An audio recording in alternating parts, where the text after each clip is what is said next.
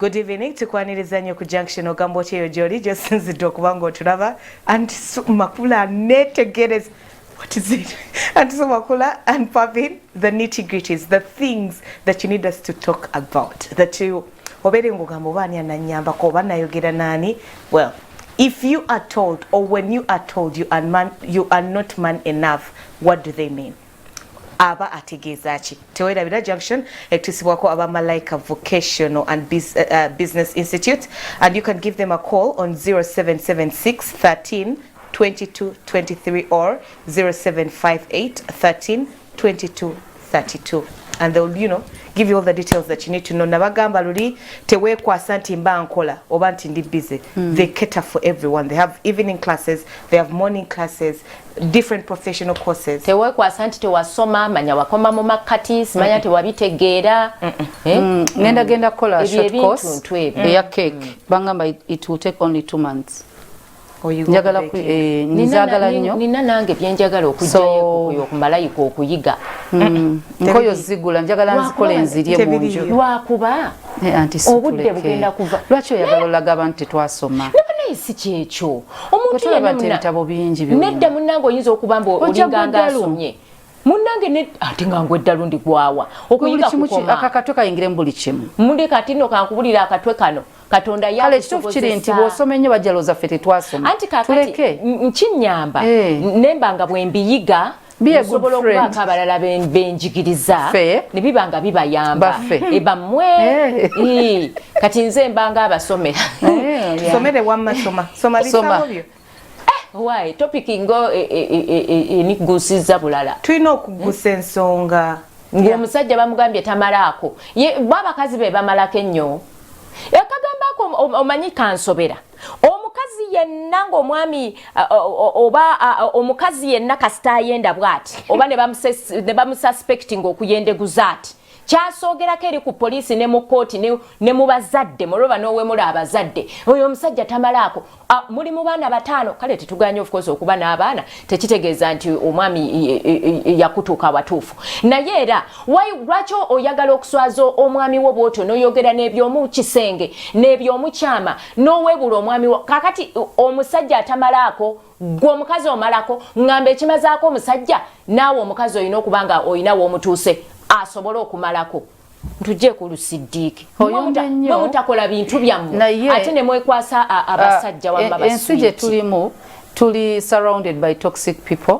True. Nti omuntu abamu teba owning responsibility ku actions zaabwe nti bw'aba yenze ayinonnoonya gwe yeesibako bwana yenda ku mukyala wajja kwesibako bwana yenda ku mwami we ajja funa we yeesibako naye ate waliwo abantu nga bo essanyu lyabe balifuna balumiza abalala nakyo gye bali basadisi gye bali naye nze nina kyenzikiriza nga nze omukazi ogamba nti tomalaako waliwo okubanga yalina omululu omukazi nga yalina omululu yes nga singa essaawa zino batuwa emmere nga yenkana nga takutabo kusi nga gwe ne bakuwa anti so ne Pavi ne bamwanange ne bampa essowaani nga zonna zezimu n'olya n'okkuta nalya nakkuta ne sitakkuta nsobola olowooza emmere entono kumbe nze ki gwe buzibu kati waliwo abasajja nga bali nomo nomo size ng'oggyeko ku size ne performance yaabwe ng'eryokke naye omukazi gw'olina yawuukuuka kuba kuva mu myaka nga alina 15 yakeera akaboozi 15 agenda otuuka ku bufumbo mu myaka ago ng'ali mu comparison banna sina comparison zokka eri yonna bamukusekuse negundi emyaka egyo yonna eweddeyo ate bwe tudda ku size oli sure otya nti omukazi agamba nti oli mutini yesiye mugazi abafe ngutabusesenga no gye kiri omukazi asobola okuba gundi nga yayina geeti zagira ddate zirina kusumuluzo ejjiiko bw'ogiteeka mu kikopo kubanga erina ttabula mu kikopo ebeera yeeyo size yaayo ejjiiko bw'ogitwala mu swimming pool omuntu agiraba n'agamba ejjiiko ntono nga tatunulidde bugazi wa swimming pool aba mulalu ekibuuzo kiri nti ejjiiko eri mu kikopo oba ejjiiko gitadde mu swimming pool waliwo abakazi abamu nga bagazi nga alinga swimming pool ng'akutta omwana w'abendi omulenzi amulowoozesezza nti mutono nnyo kumbe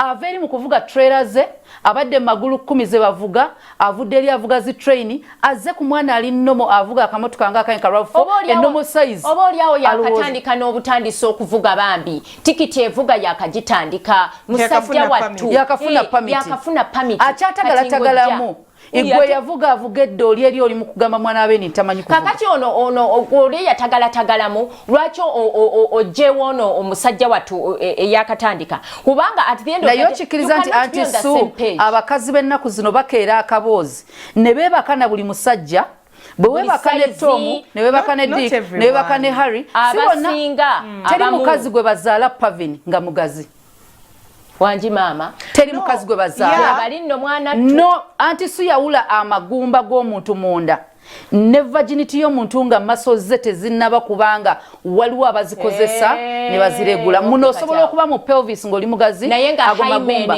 naye wano obutonde bwo obukyala buli wamu gy'okoma okubanga ojja bakkulusanya weegabangula buli musajja ajja ne sayizi ye wacukamba anti-su wali ogabyeko emmotoka yo wali ogabyeko emmotoka yo bw'ogiwa makula agivuga bulala bw'ogiwa Pavin agenda givuga bulala kati ne wajjawo omumagufu ngaleeta embiziri nga ng'akuba hampu ng'akuba buli kimu kati bwe bamala ogivugayo batyo bw'owa omuntu yenna omulala ogituulamu bambi nga agamba n'emmotoka yeeno ate n'ojja mu kafitiizi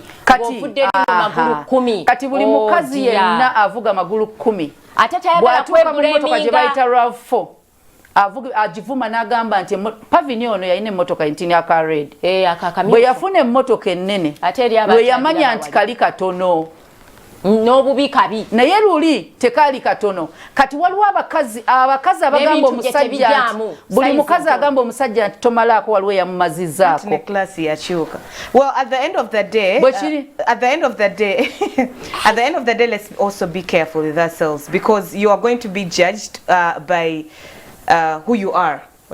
So do not bathe hot water. I was told hot water is not good. It adds on the elasticity. So regardless of the size, you just go for all the time. Bino ebintu byemukola simanya dodging, simanya oba what, you're always inserting, you're using tampons. There are things that are just always going to tamper with your size. It doesn't mean that you've been sleeping around for a long time. And also, I think even if you haven't been sleeping with so many partners, if you're not married, why are you oversleeping with that kawan kaboy? Rashta kuwasa. Because at the end of the day, your size varies. Ntine wembanga mbade with just a one essence for 8 years. Tagena kunde kachechimu. Na yogwa mubiri mumanyi nti gudda. Tegugena omubiri ogwo gudda. Tegugena kule kachechimu. Tegena. So by the time you go to another person who is Isaac, he's obviously going to notice the difference. Because there are people who believe that cohabiting is right. Omusajja ne bwaba yakuwasanga olina omubwati nga yakuwasanga mpeta. Naye ng'ekkuba eryo gate agiyitamu bw'afuluma bw'ayingiza bw'afuluma bw'agiyitamu definitely omubiri ogwo gumanya okutaggulukukamukko. Tulina engeri gye tulina okufukamira okuzza omubiri, tulina engeri gye tulina okwezza nga tukozesa muscles, tulina Katonda yatuwa mu Garden of Eden eddagala lyaffe lisobola otuza nga liri habo nga terina buzibu. Kakati njagala nnyo abantu bategeere nti nga balowooleza kampuni buli loole kuba essimu salt ekulaakulanye lwaki kuba tutuula ne tugiteeseza tugizza bujja boss n'ayongeramu ssente n'atwongeza emisaala n'aleeta abantu ab'enjawulo okwongera okutereeza kakati gwe obufumbo bwo n'omulimu gwo n'ekifo kyo mukama kye yakuwanga bwe bugagga bwo yewankakiwo kyekyamaguzi kyo sijja nakiyita kyamaguzi kubanga kyatunzi kyo sigamye nti mu kitunde ngambye nti kya bbeeyi Katonda yakituwa lwaki oba tokyongera ekyomuwendo thank you wedde ekigambo kinoonya lwaki obedda tonnyamba lwaki tosobola kukiteekamu yes lwaki tokiteekamu lwaki teweerowooleza lwaki teweetegekera lwaki teweerwanako nobeera buli kiseera gw'olyawo nagalala ogwawo ng'agwawo ekitereke really let us understand nti bannange Mukama yatugamba tugende tuzaale twale ekintu ekyo kikolerere weefeeko weekuŋŋaanye weeyambe naye gwe n'ogenda otuula oluusi otunda mmere wherever gy'ogitunda oba nku oba kiki ky'otunda kyonna eyo gy'oli mu butale oba wonna ayinza na kubalooya naye n'olyoka otuula okugula okumu nga kuli yiiri eri London ng'okulala kuli US kakati mbuulira nti onoowumbako era omwami ajagenda okujja first of all ng'onnyogoga oli muzibu wenna wenna onnyogoga ojjudde bbalaafu kumbi tujula kuteekayo lusekese lwankulu kubugumye kyakubiri wenna ng'otabuse lastika zero teweefuddeeko mutuula muti abakazi kiki ekyabagamba nti tulina kutuula tuti nga tutaggulukuse omuntu yenna weewumbeko abazungu batuula bwe bati cross legs obeere nga wezza naye kati munnaagenda okujja nga wenna wasaasaana okyali mu katale eri gy'obadde otunda ennyanya gy'okyali naye ng'ate tuli wano tutuuse ku mikolo then ng'omala owanika amannyo nti omusajja tamala otya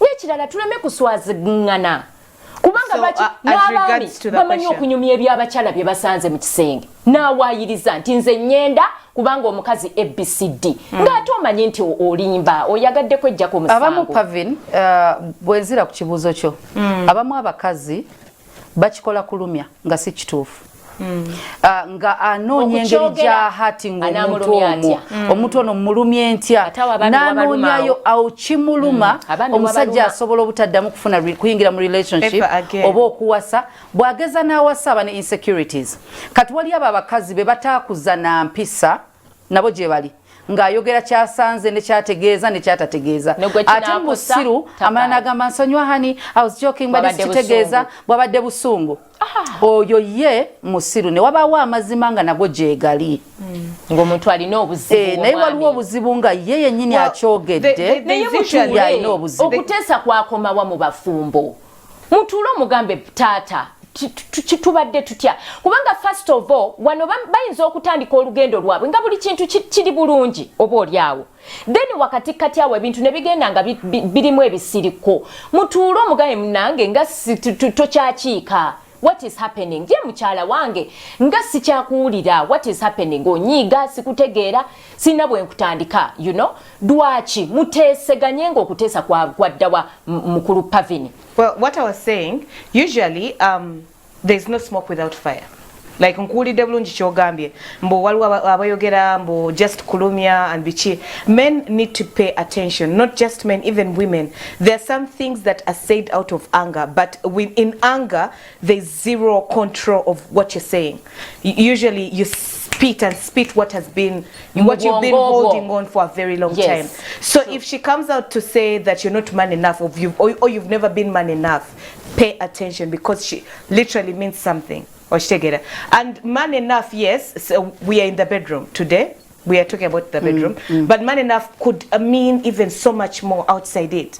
Until even by the time we get to the bedroom, you have been failing me of nyendo kutuka wano nga sikyayagala. So regardless of the energy, the whatever it is that you're going to do, she does not want anything to do with you. She is done. But Pavin, listen, you're not man enough because it is okay. You have failed on your responsibilities. Yes, as you a man. have failed on everything. So by the time you get here, and I don't know if it was the first or second topic, where we told you that for women it takes time. It takes so much. It takes the whole surrounding, takes the whole, it's like a process. Joino kugenanti process by process no funa wotuka. Yes. So once you fail at a certain stage, it's not going to happen. It will never happen. Njagala nnyo tutegeere nti we are not 100% perfect in everything. I didn't say anyone was. Nze nina obwongo bwange anti kati nze njogera bwogezi. Nina obwongo bwange naawe olina obubwo naye twafumbiriganwa. Si kyangu nnyo nze kumanya biri mu bwongo obwo bw'oba tontegeezezza. Lwaki olinda mu tayimu nga nnyiize? Anti lwaki olinda mu tayimu nga waliwo obuzibu obubumbujja ng'omuliro gwe naawe n'oleeta ekikyo. When we talk, it messes with your egos. No. Bring with a good intention, have the best humbleness in yourself as a woman to talk about things when all is well, you know. Don't wait for the climax of a problem for you to bring something as serious and as sensitive as that.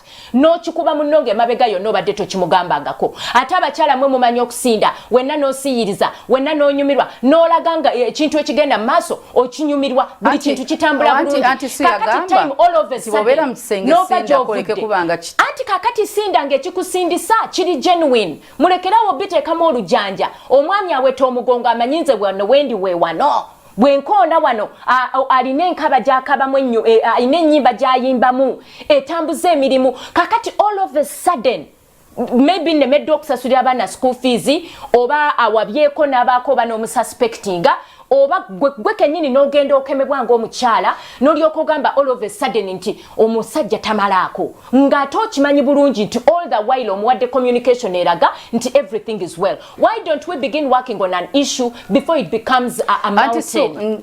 Siganye kyoyogera nzikiriziganya naawe abasajja muyina ekizibu munoonya solution mu bantu abatali abakyamu bodda mu group za mikwano gyo n'owulira nga boogera ku enlargement omuntu amalako zirina okuba eddakiika 3 naye nga problem manya ekintu kyonna ky'oyagala okukola oyagala kikolera ku mukazi wo mu kifo ky'okuddewo omukyala n'omubuuza kyayagala okole oli mu mikwano gyo ne bakulimba eyakulimba nti bw'omala eddakiika 3 mu buliri ng'oli ne mukyala wo oba omalako yakulimba ng'osobola n'okumala essaawa obanga asima ku lwazi osobola okumala n'essaawa ng'onoonyaawo mazzi aba akulimitinze osobola n'okumala essaawa n'omala essaawa 2 kasita ogeza n'omala essaawa 2 ku mukazi nga tewali kikyuka manya tomalaako waliwo essaawa 2 makula tolina kyokola anti even 30 minutes abamu si bonna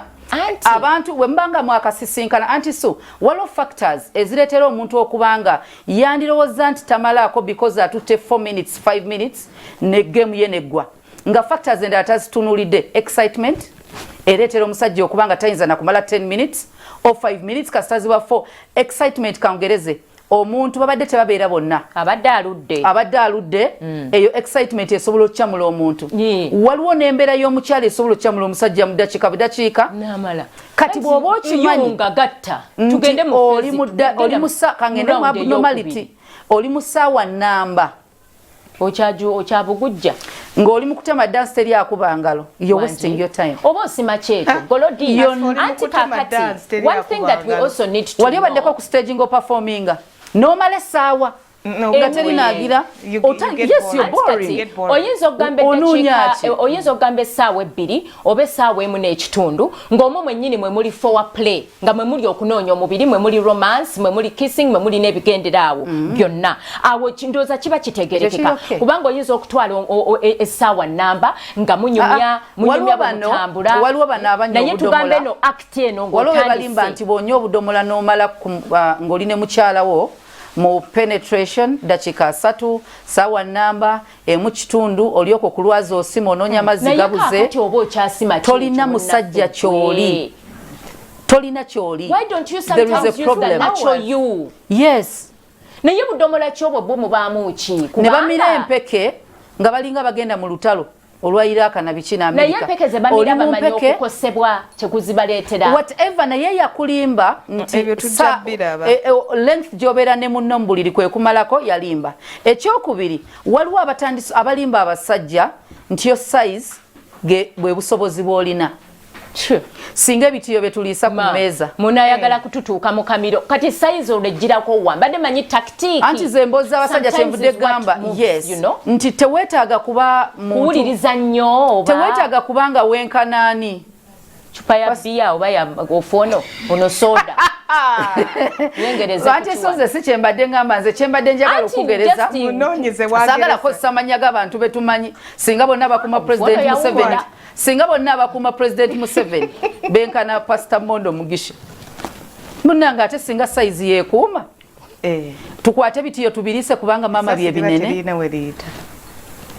naye kati makula ensonga yo gyolese nkulu nnyo era njagala tugitegeere naye ate abaami oboolyawo n'abakyala first of all tusooke tutegeere emibiri gyaffe oyinza okwagala oli okumumalirako eddakiika 3 nge 15 zimumala ngeddakiika 15 yoba ng'ali satisfied ng'era omukyala awulira amatiziddwa ng'awo oyinza n'okumala omwezi aba mukufu abeera fine kati tutegeere kubanga buli omu emibiri gyabwe buli omu alina emibiri gye anti sobooli olwaleero enkya tolya anti kaakati kisinzira oli kyaba ayagala anti kati jjukira saagala nnyo twerabire nti tulina ebintu ebirala bingi ebitulya obwongo okay oluusi onoonya school fees oluusi emirimu gyetaaga kino attention eno oluusi bwe rotating ennyo ng'erina bingi ebigitwala oyinza obutalowooza n'obwoba tobadde wagamba naye omwami wange bw'abeerawo kiri fine. Ate support emirundi egisinga sagala nnyo abaami balowooze nti penetrative sex is the in thing here.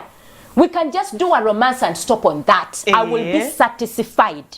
Without penetration, yes. Auntie, you, that's why Makula has been saying non-stop. Nsobola okwebaka obwebasi mu kifuba ne twebaka n'otulo ate ne tulinda enkeera olw'eggulu ekiro nga tuli satisfied munda muffe. Kati tuleme nnyo abaami era kino ekyokuva eri ne mumala gatugwira nga tomanyi na kumanya oba nkwetegekedde oba si kwetegekedde nga toyogeddeeko nange sibawabya naye ogamba romance nga kwe bakomanga bombi baziba ebitundu by'ekyama ng'omusajja babitemako omukazi bazibayo ki Makula njagala nnyo tuleme kulunduganga mbwate kubanga tuyinza okuba tutandise romance kati wakati mu romance ne wabaawo embeera ejjawo embeera eyinza okujjawo nga omuntu yeesabye lipstick owa red nga yabadde tategedde nti yessaawa kakati olwo ogenda bugenzi mu maaso lwaki ogolokosa omukwano nga togenda gujuliriza anti oba tomanyi waliwo ekintu excitement lwejja nereeta ensonga za periods ng'obadde totegese oba ne tutuuka time omwami n'atendewalirwa nga waliwo ebirowoozo ebimuli obwongo ng'abadde bambi atandise era yandyagadde kati tekitegeeza nti amalega ebyo byebinyiza abakazi ebirowoozo by'omukumulimu lwaki obireeta mu buliri nga otandise okuteesa kwaddawa Makula njagala nnyo otegere nti omuntu alinga atandise omuzannyo gwa kapiira naye atuuse ekiseera alinga ngaali mu birowoozo ebyetoolodde lwaki tomugamba munnange bebi kiki oli bulungi ndabanga akooyeemu weebaka enkuweka masaagi muweka masaagi bwe yeebaka muleke oba abadde akutandiseeko n'enkya lunaku munaggusa kye mubadde mutandise kati tosindiikiriza muntu kutuuka gw'oyagala atuuke. Let's not be selfish here kubanga kirungi nnyo okunyumirwa ekintu kino nga ffembi tuli bumu okay? Kati omu bw'omulaba ng'alinga ng'atateredde omukyala omulaba alinga eyeekuniza okay? Mugambe nti obadde oli bulungi tusule n'enkya lunaku oli otya mbuulira communication mwogerako ddi naye gwe noyagala kubanga ozze anti kakati ndi mu ovulation ate yeno wiiki yokka gye tulina kati ngaffe abakyala kati wuuba oba oyagala wuuba oba toyagala wuuba kati ono omwami oba tomulowoozezaako kati bw'anaamala eddakiika ennya ng'omunenya nti tamalaako tutegere nti ffenna embeera mentale tuli kintu kye tuliko emotionally nti bannange kye tuliko n'emibiri of course ate nno abaami Katonda yabakola bulala emumbwa zirina engeri gye zitalaga nti zituuse kubanga boka sitaaba n'ekintu ekimusumbuwa ku bwongo munnange ne bw'okuba samanga oli bwereere already aba tayagala aba teyakiise ku olwo naye lwakuba ffe abawala mufoloje zaffe engeri gye twatondebwamu ekkubo lyo libaawo lwakuba nti bannaffe ababeera n'enzigi mutegera kye ŋŋamba era enzigi ezo teziggula ng'obwongo bwange buggale kati gwe ng'omwami baamu obugumiikiriza obunteekateeka okay? Fenna tubeere ku peegi emu kwegamba Makula kituufu nnyo omuntu okukwatako ne munyumya emboozi ne mulowooza ku bino nabiri naye nga waliwo ekigenda mu maaso like in form of romance naye era ne mutabaako we mutuuka you know nekikomaawo ate n'obeera satisfied abakyala nga bw'ogambye tulekerawo okubeera selfish tusooke tutegeera abaami baffe waliwo omusajja nga ekizibu kye kiri mu bwongo past relationship ye waliwo yamugamba kye twogera kati nga bw'abeera naawe akyabalinga nakyo am I doing it right, am I going to mess her up like the way I messed up the other relationship, should we have a conversation about it? That's why I'm thinking we've always been talking and explaining to ourselves like if you're in a relationship be at par. It's what Antiso has been saying, but that was the bedroom side. But if you're at par mentally, also physically, it will be easy. Muno mugambe. Tell them that you've been through. No, you have ways of communicating. You people, I'm hoping you're in good relationships. Yeah. I'm hoping you're in good relationships whereby you're going to understand. Women always communicate. If you do whatever you're doing right, she reciprocates. It is how God made us. She will. Not all women. No. Not all of them. If you do it well, she some reciprocates. are very selfish. Then they are not in a relationship with you. They are there for other reasons. Regardless of what's going on, nebo bango zenga stress zabadde competitive. If you do it right, she easily goes in relaxed mode. Omwami reciprocating. They do, but anti topic yaffe tubadde tubuuza we baba bagamba nti tomalaako kitegeeza ki. That's why I was telling them that women usually reciprocate. So if she's not reciprocating and you go ahead, you're literally raping her.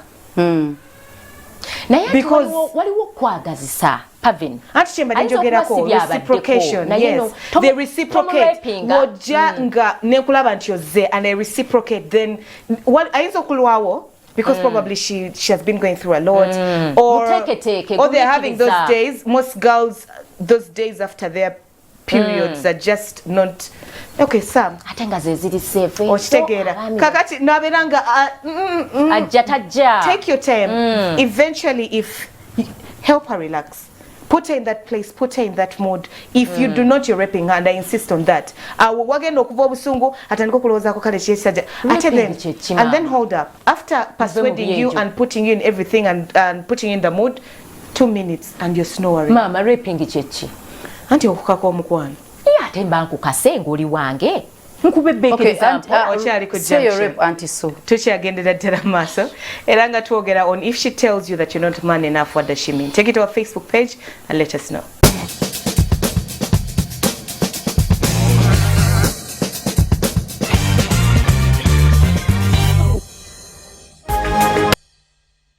Anti Sue Omakula and Pavin tewerabira nti abateekamu akasente be Malaika Institute genda yofuna course gyosoma balina courses as short as 2 months, 3 months, 4 months nendala ezirwawo ovayo ng'oli ready to create your own job. Ovayo ng'oli ready to work. Well, still discussing on what do they mean. Women ngabo ogambye nti we reciprocate. They do. Omukyala usually to communicating omusajja bw'okwata ku mukyala wo omubiri gwe gwegenda communicating movement ye nti toyinza kubanga okutte ku mukyala emikono egisigala ejjewe giri n'otalowooza nti ddala tali mu moods oba tali interested oba tewaliwo kizibu kyonna. Usually abakazi body yaabwe yeeyogera. She will get closer to you bw'aba ayagala okubeera naawe, bw'aba tayagala the body will communicate. Teweetaaga gamba nti alabika okuba n'olwaliro bw'atyo bw'ali oba bw'atyo bw'abeera oba alina ensonyi. No, abalina ensonyi era ensonyi ojawulira nga lights ze baagala ziri off oba ekintu kyonna kyonna. Mu kisenge teba nsonyi, mu kisenge tewasaanye kuba nsonyi kubanga eyo period ekintu ekyo ffenna tukyetaaga. Naye wegambidde nti omukyala olusayinza ogana communicatinga kubanga oyinza okuba bulijjo byojja okola to paying attention. It's like you are a waste of time. You are a waste of time. Yakola mu kisenge oba newalala. Mu kisenge Auntie Sue. There are things that happen elsewhere. Auntie Sue mu kisenge. Many times to be the kankugereze. Auntie Sue waliwo bulogenda okulima ng'ennimiro eyo teweetaaga kukabala. Ng'olwedde nkabale. Nga weetaaga kukola balima batya? Kukwaza. Oyina otemako ogira bwe bati. Anti gwe kukabala. No okukabala oba otema bwe bati ettaka nga ddene ekyo bayita okukabala. Waliwo olwokwata enkumbi okulima okukabala kwe kuyisa ku ngulu nga bw'obadde ogambye. Kati waliwo lwekubeera nga si kwa kulima nga kitractor ne kifumbula ebitaka byonna ng'olina kukabala kukabazi bwe bati. Oyogedde maama. That sometimes you don't need deep penetration. Nyumya emboozi. Nyumirwa emboozi baba. So I get you. Thank you. Waliwo musajja ajja. Bannange bali balima. Balinga tractor. Balinga be batuma ebijanjaalo musirutu. Mati because erije yava bamugamba waliwo bambi je yava. Lima bakuwulire. Oli alina kulima bulimi bamuwulire. Waliyo omusajja bw'aba badde mu experience nga past experience ye. Waliwo twayogerako nti abakazi abamu embiri gyabwe gyasanyala ne gigwamu obwagazi abalala badde kumpeka obwagazi bulwawo ng'omusajja alina okujjayo amanyi gonna paka bw'atuuya n'ekidomola dde wali asooka aveeko agenda anywa amazzi akomewo alimu era olubimbi bw'avamu eyo relationship bw'ajjamu eno empya ey'eddembe nga mulwanyi wa ntalo geza okwata omusirikale avudde Somalia omuleete wano mu riots olabe kyagenda obakola kati abasajja abamu babajja Somalia nga tebannabeera rehabilitated ne balyoka bayingira mu eno relationship. Thank you. Now you're talking.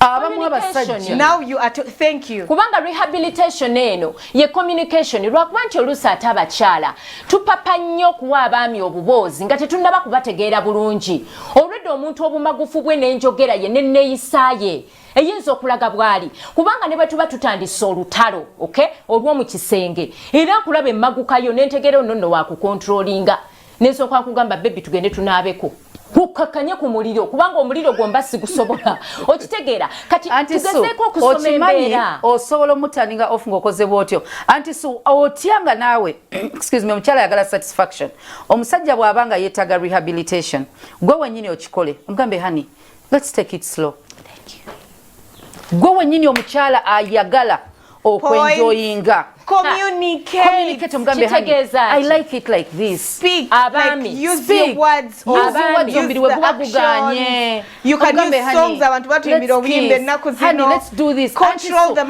take charge omukyala wetaaga n'ogamba omusajja kubanga tamanyi kyoyagala amanyi gye yasooka kye yali ayagala single shot anti kakati ayinza okuba njagala engeri gy'omugambamu nti let's take it slow nga nayo mpomu ngeri mu mudu of course mukazi kyaboggola maama nnyabo toteekaawo tetwonona point nange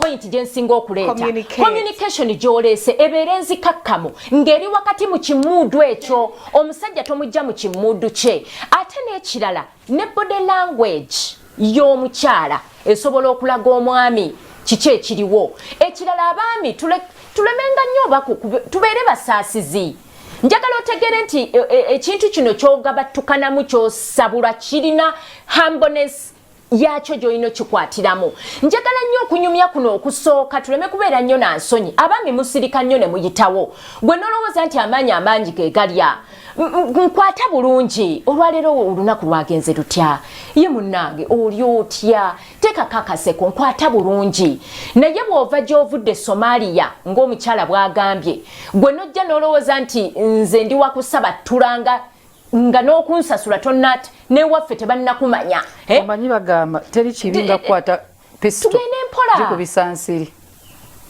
Thank you very much. Okute pisto oba eno mundu eno rafu AK47 AK47 okuba enjuki. You don't need all that power. Omuntu ova communication. Anti abamu abantu tebalina mu Kampala. Imagine olugendo lwa mita 10 lwe tugendako. Ofubu tusolinga agenda mu mita 4. So at the end of the day, what people need to know is, if she told you that, you don't know what she means. Yeah. Have a conversation about it. It could be just the way you approach. Now the technique is okay. Like you make her ish happy, but you worry her because of the speed that you come with or the pressure that you come with. Naberanga bera mumbera eyeralikirira. Every time it gets to night, obo mwami yakomye onogamba ha.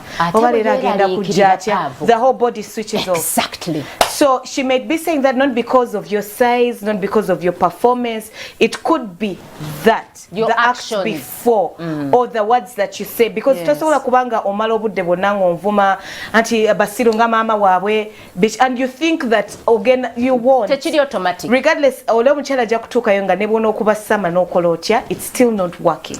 So bwakugamba ekyo tugende mpola before even if you decide to leave the relationship, because wayogeddeko waliwo wagambye nti waliwo abava ne heart eyo mu past relationships ne bajja nayo nti new relationship. Before you leave, bwoba tukyasobola kwogera naye muweereze text message omugambe what did you mean nakusobya ntya, all right find healing before you carry your anger, before you carry your insecurities into a new relationship, because now you're failing your new babe or your new marriage or relationship. Bagamba akawala kanjoga ne kamanyira kakati buli mukazi gonna kwata era nga okyakiwulira muri, it means you've never healed, you've never moved on. If you fail, get counseling. There are people out there who are willing to talk to you, who will walk you through it. Akubuze yego chikola, how do you do it? Then probably if they are well versed with it, baja kulaga the right thing to do. But don't carry your pain, your heart into a new relationship. An innocent person trying to prove a point because you failed in an chiringa wono gwa geometry no jamu physics at all proving it no point. Tebina we bikwataganira muko, like you're just messing up, and still it's going to be a recurring problem. Kubano najja kugamba tomalako, because you've carried it from the other side. Relationships to work physically, emotionally and sexually, it's communication, it's openness, and it's being vulnerable with one another. That's why I told you that wofunagayo ka chance mubuzeko. You have ways of asking, are you okay? Do I make you happy? Are you your happiness tomanya omukyala ayinza okulowooza kiki oyogerako abasajja abali insecure happiness eyo abasajja abali insecure ayinza okuba batolinga nakyo nga kikyaganye omukazi yambako omwami wo asobola okuba nga kimuvaamu because it's evident, you can tell. Yeah, you can tell. Omusajja ono ebimwe ng'egyo oyinza omuyamba kwe kumusiimako. Appreciate this man. Oyinza okuba nga olunaku luno oba olwajjo nga naye walabye omusajja asobola olwana nawe ng'okiraba tekibaddeewo naye lwakusanyusiza omusajja ono emisana ali ku mulimu even when they tell you that you're not man enough, you know there is a particular day where you made her happy, because women reciprocate and it comes naturally. Now, for a woman, that particular day yakusanyusa, her reactions will be different. They'll be out of this world. They won't be the practice ones. Everything will be different when she's happy. So even the men know.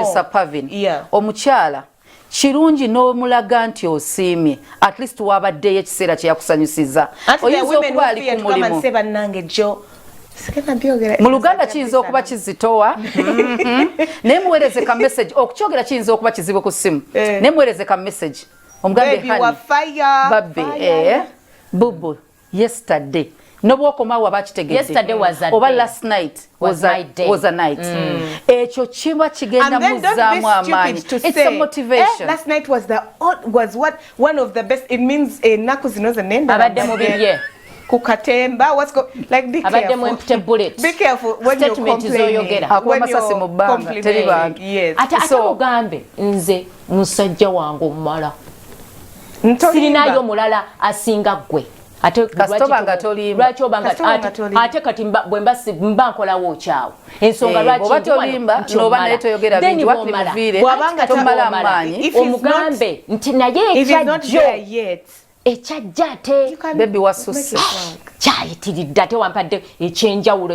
ekisukka kitegeeza you have been contented and also when you're being told all those compliments do not try to recreate the night. You guys, we need to pay more attention. Nogamba ha obanna kutewa ayagala kaddamu and you're saying I should have kept quiet. This man is a nuisance. Do not try to recreate the night just to be good to your spouse. Let it flow. When I started, I touched her hair. And then also, men need to pay attention to their women's insecurities and reaction and how they react. Like you're there, I'm worried about my stomach. What do you call it? I'm saying, oh God, is it so big? No, it is turning me on. Be free. Ali muzikwata mu bwati. Bwayogera mugeze baby. Ani gomanyi. Ebyo byayogera ate kati romance awe kikwatagana naki. Laba wakutawa kwataka mu biseera byange eby'olubuto anti biba biseera. Bolabanga. Nga bumpana ate kakati mbate ngongezze nnyo olw'obomba. Bolabanga she's not reciprocating when you're there. Then just know she probably doesn't like it or you're not doing it right. Abasajja musale speed kubanga bota sala muliro osobola no parking emotoka awakyamu okyali ku junction tukyagendera ddala maaso era nga tukwebaza. We are talking about if you're told you're not man enough, what does it mean? Tovao Malaika Institute is the go-to school. Do not stay at home confused on what course to take. Go and get an education. Tovao.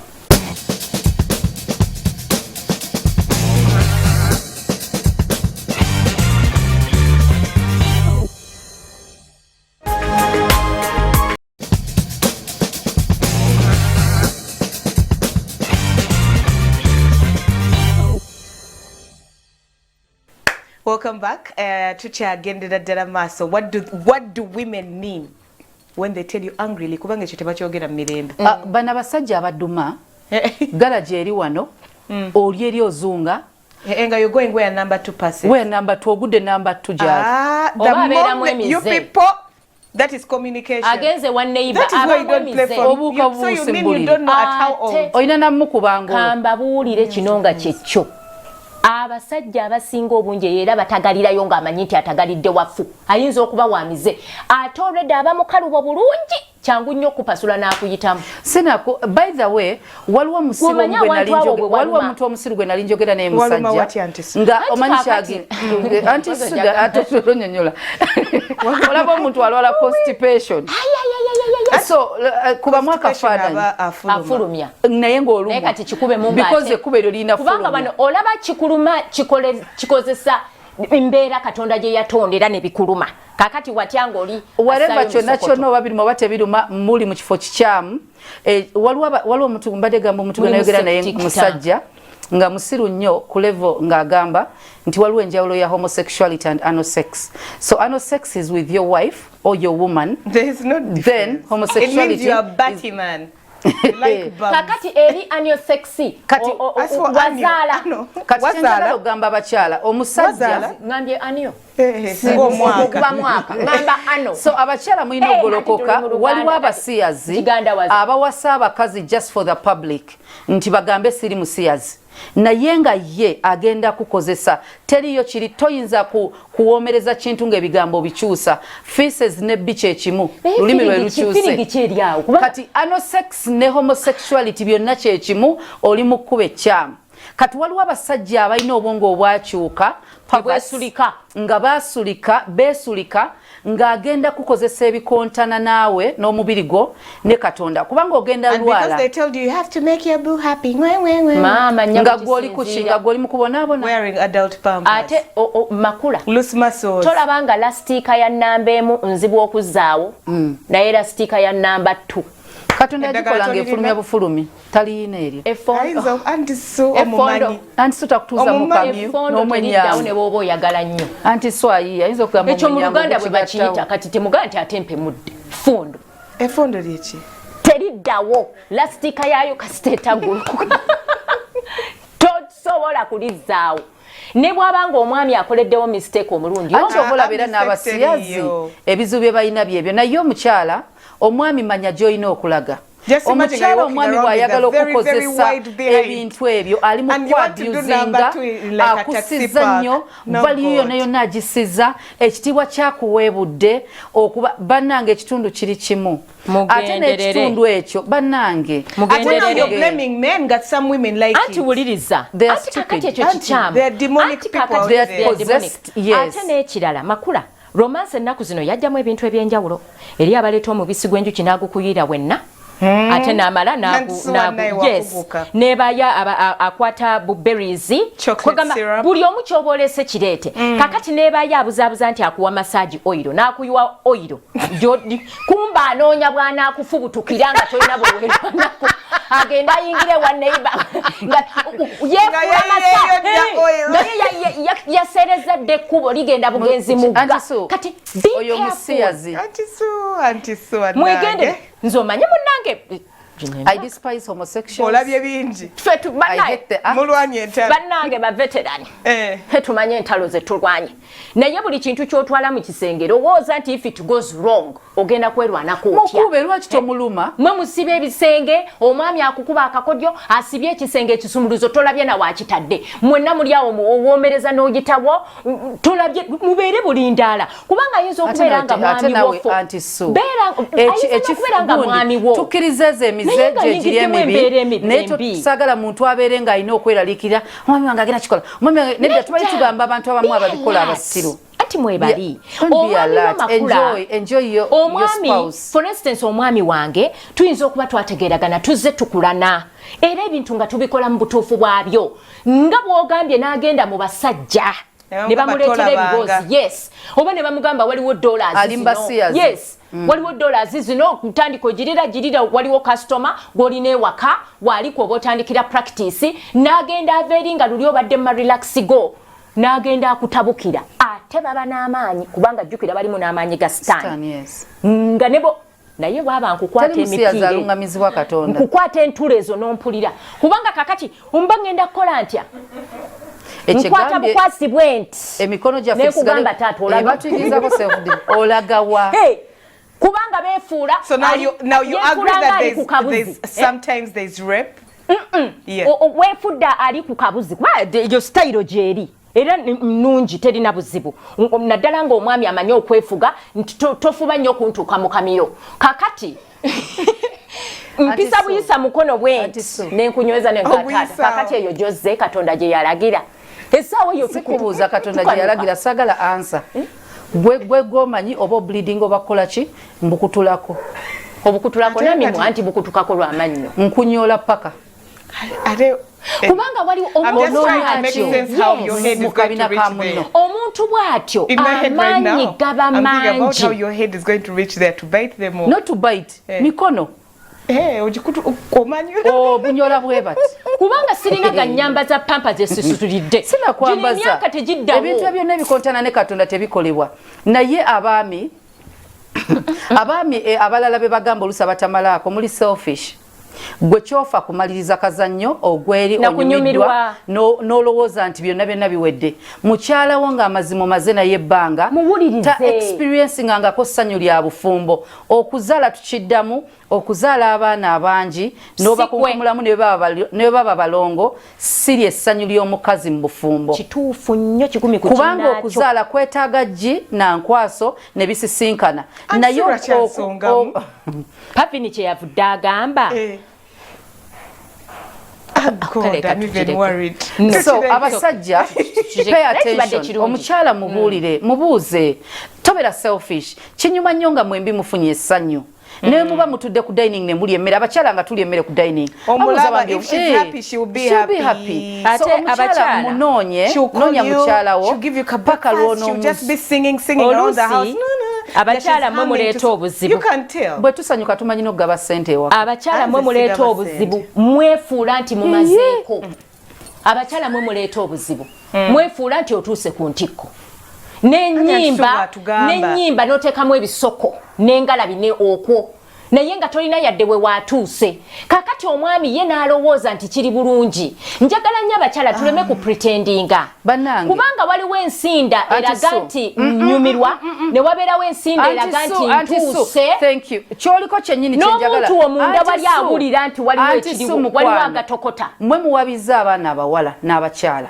ekintu ekiri nakyo kiba nakyo tekiriko formula okugamba omuntu nti bwe bakunyonyogera seka kyawukana n'omuntu okuva ne mumunyonyogera n'aseka yekka kubanga enseka yanjawulo bw'onyonyogera Pavin nange tuseka enseka yanjawulo naye because tuyinawo senga ngereza kugwe senga tuyinawo anti Su najja n'agamba nti omusajja bwakwata bwoti kola bwoti tobeera muti tobeera nga kikolokomba tobanga kigogo tokola ki anti Su muli mu kuwabya abaana abawala okutendeka n'okuteekateeka waliwo omuwala okubeerera ddala nga tamanyi kyakukola kiki tubawa basics mmwe mutuuka anti suka nkubuuze bwekkolera ekikusanyusa neetaaga omuntu omulala yeetaaga okugamba nti sanyuka oba seka kiba automatic naye waliwo okubeera automatic waliwo omuntu wakwata nedda anti Su ensonyi tuzize wali omuntu bw'omukwata mu bigere nga waliyo ennyonyogeze ne bw'aba alina ensonyi either asikawo ekigere ne yebika ku obutaleekaana oba agenda kuleekaana it's natural anti Su naye okugamba nti waliwo bw'aba simanyi bw'ati omukazi bw'akola bw'ati bw'ati waliwo abantu abamu nga they will not produce any sound but their body has shown you nti basanyuse anti Su ebyo oyo drama ali wano oyo drama gwe bagamba abantu kavaayo bw'akagala gwani nze baawo oba nze mukyala wo lwaki oyogerera buli musajja anti kakati anti Su kankugereze waliwo omukolo gwe twaliko munyumya mboozi wali muli kisinziira gye wasoose kyebava bakayita akabozi k'ekyama njagala oyawule ekisenge ne comedy store byawule ekisenge biba nakyo teri agenda keera a creating a script y'okusesa abantu teriyo anti Su Pavin ali ku mukolo ng'abantu bali bahima abanyarwanda nga mukolo gwa kwinjira waliwo omuyimbi sijja kwogera linnya lye bamuyita nga bamwagala ennyimba ze naye abo abantu si be bantu bogenda olaba nga basituse bazinya era basobola okufuuwa ssente oba obutakufuuwa naye because baakuyise kitegeeza bakwagala omuyimbi bwe yadda ku social media n'agamba nabadde ku mukolo bweguti ne bweguti nembayimbira ne batazina na kuzina ne bambowa already babadde bakwagala kasita bakuyise kati waliwo olina omanya audience gy'olimu anti Su omukyala gwoliko mulala kwoli mu Nakatemba gwe wali naye mu buliri n'azanya katemba n'omukwatako n'awanika amagulu n'omukwatako n'akuba endulu n'ayita jjajjaawe n'ayita abaafa bonna bonna baawukana kati ono gw'olina ayina obutonde bwe nga sina mukakkamu enseko ze zirina we ziva era enseko we ziba zize taseka ng'abalala bwe baseka bw'onooba oyagala aseke ng'abalala togenda nyumirwa teekamu tayimu no olina okukijjamu nti abakazi banjawulo ebibasanyusa byanjawulo era ebbanga buli omu lyamala okufuna essanyu lyanjawulo kati bw'ojjeeri soma munno thank you and so kimaze soma munno muyige essanyu lye liri luddawa ye bw'aba asanyuse abeera tekimanyi waliwo abakazi abantu abasanyuka nga omulabira mukwetera nga Pavin wagambye omukyala ne yeetala nadde eno nayimba obuyimba n'okola kiina longosanyi kimu nagamba hani empozi empale namazo gigolola kale kangolole neyenkya n'atandika okukola ebyenkya olwaleero nga mukyala w'omumanyi kati oyo yafunye essanyu mu buliri kyawedde ne wabaawo munnakatemba omumanyi munnakatemba byonna byonna abikola n'omala obikola n'akuba samalinga nkima byonna byonna n'agira n'aleekaana enju yonna kagembwe mukamala bwe kati n'agenda nayoza ebintu n'afumba makula nga talina eriyo abayimba ebasanyuka ngoma nti obadde okola nakolera kino nakolera kiri era nga bw'ogambye essanyu kisoboka okubanga gwe bbaawe gw'oli muwadde naye ate kisoboka okubeera nga waawabweru yali muwadde engo obuyimba kati totwala nnyo nti gw'oli muwadde era ne weewaana nedda twogera ku kapa eza bulijjo ezitayenda obadde ku Junction tubaagala nnyo we appreciate you Aunty Makula and Pavin. Take it to our Facebook page and let us know, have you ever been told that you're not man enough and how did you survive? Tovao, bye bye.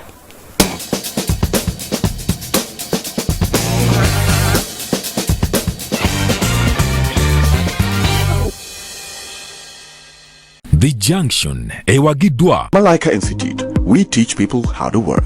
Registration is in progress. Call us or 0776 132232 or 0712 587 603. Visit us on the web at www.malaikainstitute.com or Facebook at Malaika Institute.